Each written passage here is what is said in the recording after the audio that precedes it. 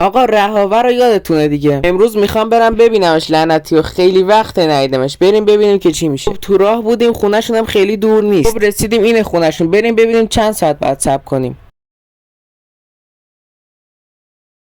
بالاخره اومد بیرون. خلاصه بعد کلی فوش و چک و لگد گفت تو خونه روزه داشتیم و داشته کمک میکرده. ببینی هوا شب شد، رفتیم بیرون یه قدمی بزنیم. اینجا 3 تا جوراب خریدم به یارو، گفتم آقا تخفیف بده. گفت آقا نگو شما که دیگه بلاگری. خلاصه اون لحظه نمیدونستم واقعا چی بگم، گرفتم جورابا رو فرار کردم. میخوایم بریم ساندویچی ببینیم اگه بشه با این پولاش یه چیزی بخریم بخوریم. یعنی نگاه کن پسر بهم میگن قد بلند، رعنا، مرتب، تمیز، لاغر، صورت عالی، ادب 100. بهش گفتم اگه دختر بودم تا آخر عمر باهات میموندم. اومدیم ساندویچی، اون با اون پولای کمش بندری گرفت. من دیدم گرونست نمیصرفه دیگه سموسه گرفت. باباش اومد دنبالش یه کاری براش پیش اومد میخواد بره.